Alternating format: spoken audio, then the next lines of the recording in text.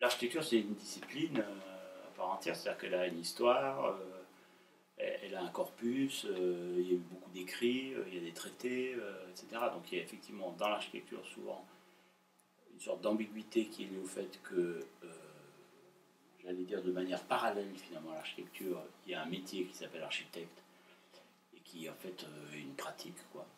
Un peu comme il y a les médecins à côté de la médecine.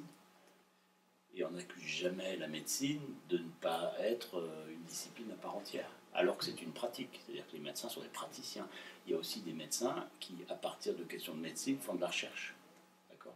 L'architecture, c'est pareil. C'est-à-dire qu'en gros, il y a un métier qui s'appelle l'architecte, c'est l'équivalent du médecin, qui correspond à une pratique. En gros, c'est-à-dire qu'il y a des questions de société, on y répond, et puis on y répond de manière pratique en faisant de la prestation de service. En gros, exactement comme un médecin, c'est très, le parallèle, à mon avis, est très édifiant, et à côté, il y a de la recherche en médecine.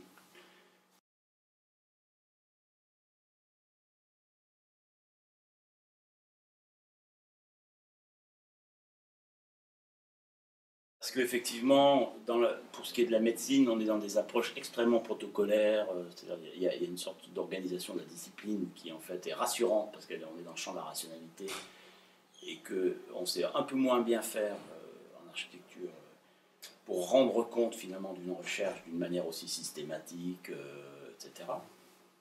En faisant des vérifications, triple vérifications, machin, je ne connais pas la médecine, je ne sais pas comment ça marche, mais enfin, les gars qui font des trucs font des tests, machin, il faut qu'il y ait 25 fois le truc, il faut vérifier, on revient, on fait des contre-tests, on fait des contre-hypothèses, on fait des trucs à vide, on n'en sait rien, pour avancer, disons, il y a des protocoles, quoi. C'est typiquement la médecine, il y a des protocoles. D'ailleurs, les médecins, ils disent protocole. Il y a un protocole.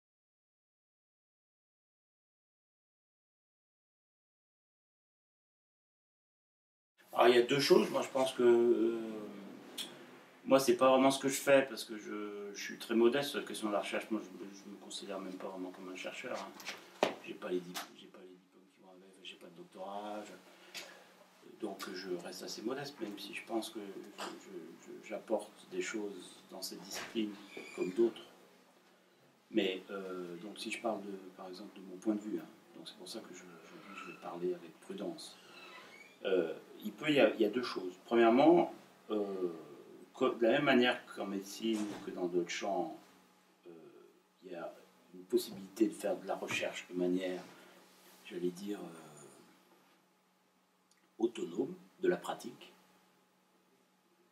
c'est-à-dire en gros d'explorer des éléments disciplinaires et puis de faire des hypothèses, de les faire fructifier, de trouver des nouveaux concepts, que sais-je, en fait, etc. Donc il y a un certain nombre de gens qui font ça, mais il y en avait plein. Comment il s'appelait, par exemple, Boudon, etc. Des gens comme ça qui ont écrit des textes entiers sans jamais rien construire, en parlant d'architecture. Mais il y a énormément de gens qui ont fait des sortes de, y compris dans le monde contemporain, des sortes de traités ou de manières de reconsidérer l'architecture en tant que telle sans forcément la lier à une pratique.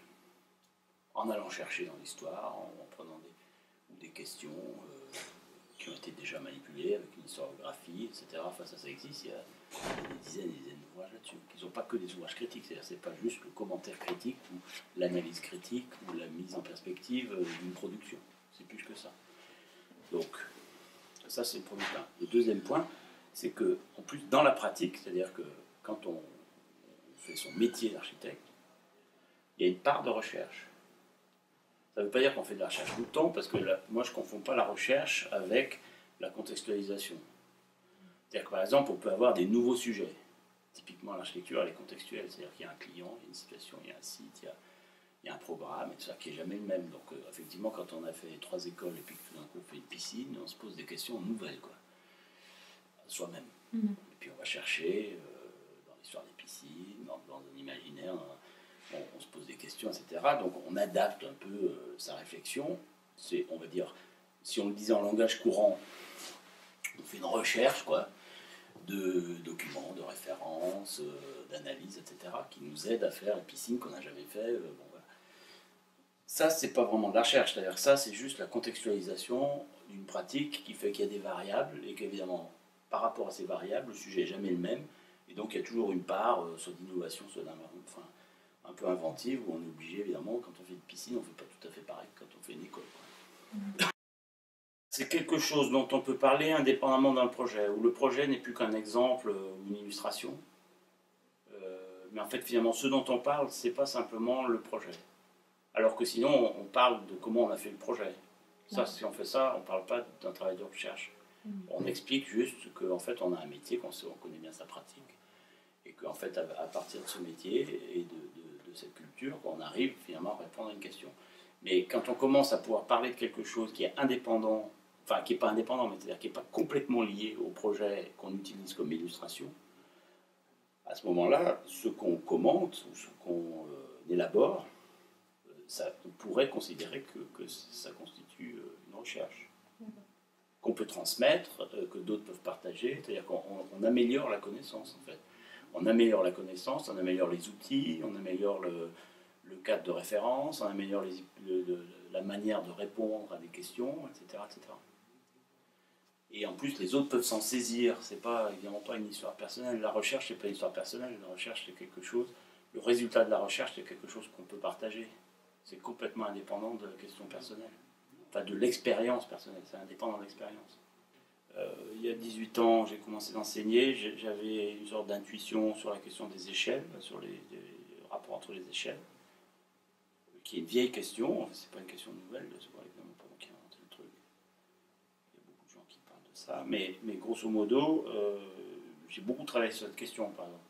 Donc ça, c'est venu à partir d'expérience, à partir de lecture, etc. Mais c'est relativement indépendant des projets. C'est-à-dire quand j'en parle, j'utilise les projets uniquement comme illustration. C'est qu'en fait, il y a des expériences, effectivement, qu'il faut avancer les sujets.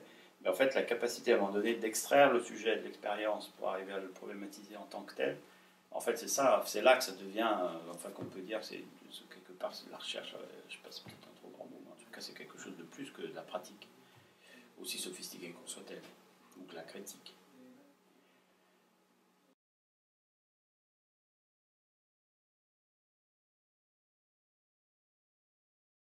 Il y a des questions, il y a des cas de méthodologie, enfin, il y a des nouvelles questions, justement, qui sont alors parfois exogènes, parfois endogènes, qui obligent à reconsidérer,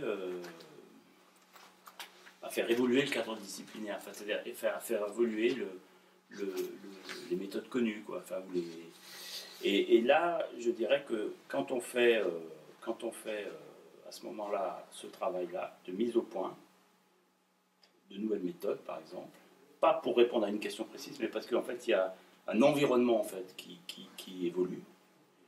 À ce moment-là, on fait de la recherche en fait dans les agences. En gros, dans les agences, on ne se contente pas d'appliquer un savoir-faire adaptatif pour s'adapter à la commande, quoi, pour suivre les variations de la commande.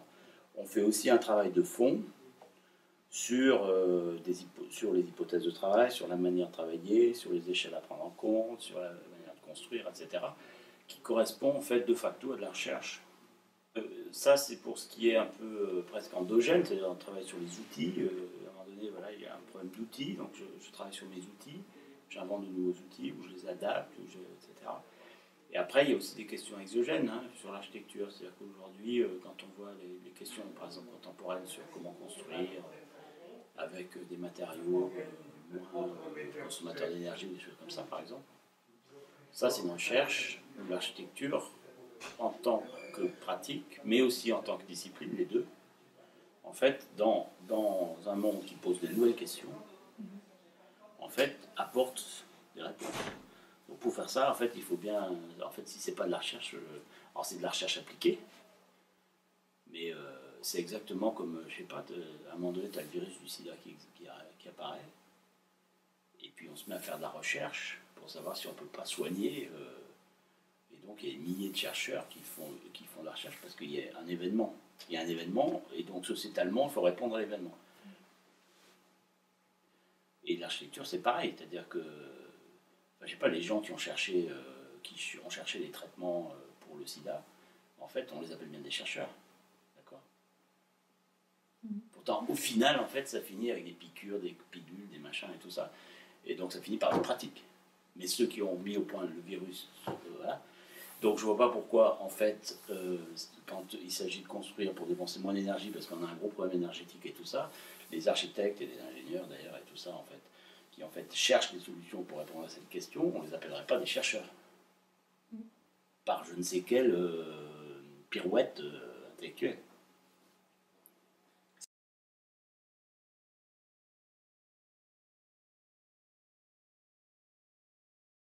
C'est difficile, je pense qu'il y a différentes manières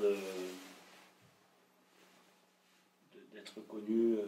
En fait, ce qui compte, c'est qu'on reconnaisse, quel que soit. Ce qui compte, c'est d'être utile, quoi, honnêtement. En fait, quel que soit le champ, qu'il soit complètement abstrait et très autonome et un peu comme ça, déterritorialisé, ou au contraire très concret, très recherche-action, expérimentation, et tout ça. Ce qui compte, c'est qu'à la fin, il y a une transmission, quoi, qu'il se passe quelque chose, qu'on a ajouté un étage à la fusée, quoi. Par contre, il y a une vraie question dans la profession, c'est d'organiser, parce qu'on ne le fait pas de manière sérieuse. Moi, je dis qu'effectivement, ça m'arrive d'écrire des articles, comme plein de collègues. On ne le fait pas de manière suffisamment sérieuse, c'est-à-dire qu'on devrait institutionnaliser un peu plus ça, faire des vrais partenariats avec des labos ou d'autres disciplines, se faire financer des choses, soit sous forme de crédit impôt recherche, soit avec des contrats CIF ou des trucs comme ça, en fait, des dispositifs en fait, qui permettent d'avoir un doctorant à l'agence qui travaille, etc. C'est-à-dire de manière à mieux intégrer, de manière beaucoup plus organisée, mais aussi beaucoup plus suivie, ça veut dire, donc plus encadrée, avec une production effective, donc quelque part en s'engageant à donner des gages, quoi, finalement, pour produire des éléments transmissibles, quoi. Ce que faisaient les Hollandais. Si on l'organise et qu'on est un peu plus rigoureux, je pense, et si on le fait de manière un peu plus systématique, on sera forcément plus légitime, mais on sera en tous les cas plus efficace, d'une part, et puis plus visible, quoi, par rapport à d'autres communautés disciplinaires.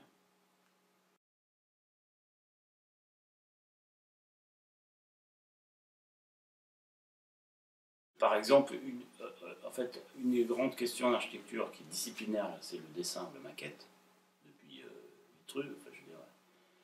Donc la question des maquettes, notamment, à tel point d'ailleurs quand c'est traduit, par exemple, quand Pierre Caille et François Choët traduisent, là, il y a quelques années, ils ont traduit le texte d'Alberti qui date de la fin du XVe siècle. Il y a encore des phrases où ils mettent le mot maquette quand où ils disent, où Alberti parle et il dit quand tu fais tes maquettes, au sens de, comme nous on dit aujourd'hui, quand tu fais ton projet. Donc l'idée que la maquette c'est le projet, quoi, en fait. Donc bon, donc ça c'est des outils de représentation qui sont pas du texte, qui sont en fait soit des maquettes effectivement ou des constructions spatiales, soit des dessins. Donc sur la représentation, il y a un champ de recherche important en architecture, toujours.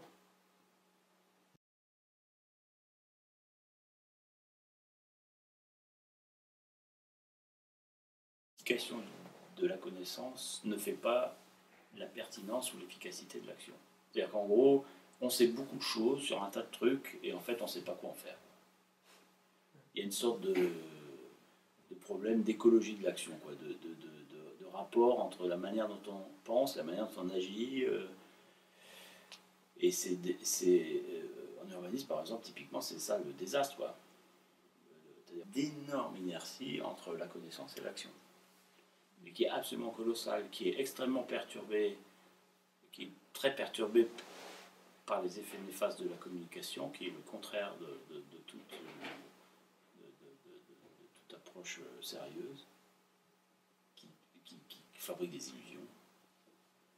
Et le vrai gap, le vrai problème entre le savoir et l'action qui devrait interagir, c'est qu'effectivement, on a mis entre les deux, puis c'est de pire en pire, hein, ça simplifie, la couche communication qui est une manière de ne pas agir,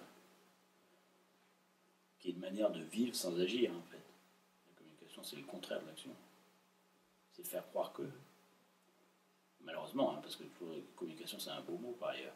Et donc, en gros, tout le monde fait l'architecture écologique, tout le monde est green, tout le monde est durable, tout le monde est ceci, tout ça. Personne ne fait rien, évidemment, mais par contre, donc la connaissance, elle a produit, bizarrement, pas de l'action, elle a produit de la communication. C'est ça, c'est un truc, un vrai vraisemblable. J'étais hier à Genève.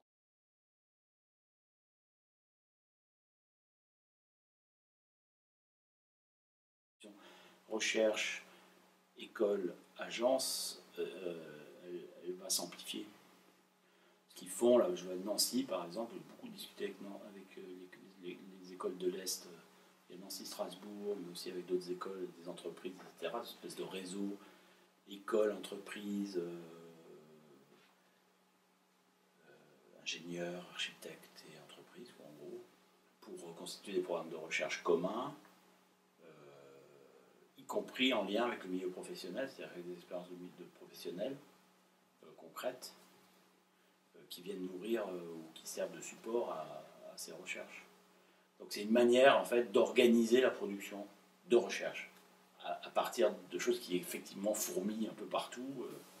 On a bien vu à Venise, il y a un nombre de trucs absolument vertigineux, mais tout ça c'est pas très fédéré, c'est pas très lisible, c'est pas très organisé, personne n'est au courant, ça se fait de manière un peu confidentielle en fonction des réseaux des uns des autres.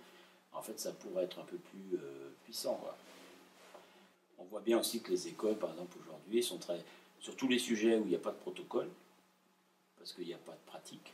Par exemple, je sais pas, le rural, par exemple, il y a une pratique qui est minimaliste, enfin qui est minimale, il y a très peu de gens qui travaillent sur des territoires ruraux, c'est pas la même économie, les ressources ne sont pas les mêmes, l'organisation de la commande est différente, etc. Les écoles, enfin, ces écoles sont très très pionnières sur des questions nouvelles. Donc ça veut bien dire que dans les écoles, je ne sais pas si ça s'appelle de la recherche, mais en tout cas, on est un peu à l'avant-garde des questions, et quand une question n'a pas de protocole dans la pratique, en fait, les écoles contribuent beaucoup à créer des expériences qui servent de référence et qui petit à petit en fait amènent ensuite enrichissent en fait le savoir, quoi, finalement disciplinaire.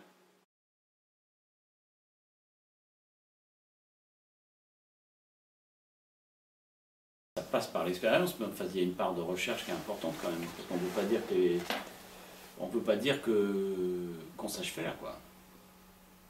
Si on se confronte à quelque chose qu'on ne sait pas faire, de toute façon, en essayant de trouver les moyens d'arriver à le faire pour répondre à une question, rien que ça, c'est une position intellectuelle qui nous met dans une situation de recherche. Si on veut le faire comme il faut, c'est-à-dire on fait un test, on fait un bilan, on avance, on en tire des enseignements, etc. C'est-à-dire pas...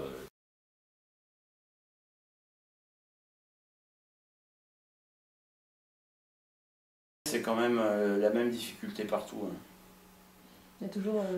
ils ont le même problème que nous, de reconnaissance de l'université, de clarification de qu'est-ce que c'est qu'un labo de recherche, comment on travaille, sur quel sujet, quels outils, etc. C'est la même difficulté. Comment on distingue ça de la pratique, du projet notamment. Quelle est la part de recherche qui est dans le projet. En même temps, ça peut s'articuler. Moi, je travaille sur Manresio, par exemple, il y a un labo de recherche qui travaille sur le Tessin depuis des années. Ils ont des contrats. Donc c'est plutôt de la recherche, on va dire, à l'échelle géographique, mais enfin, c'est des contrats de recherche, hein, ils ont avec la Confédération, avec le canton. Donc ils produisent du savoir, en gros, sur ce territoire. Ils l'interprètent, ils le décrivent et ils l'interprètent et ils font de la prospective. Et ils font tout un travail, ce travail de recherche qui en fait peut nourrir et interagir avec le travail de projet dans le studio, quoi. C'est ça que ça devient très intéressant. À un moment donné, il y a une sorte d'interaction entre des hypothèses de projet et le travail de recherche.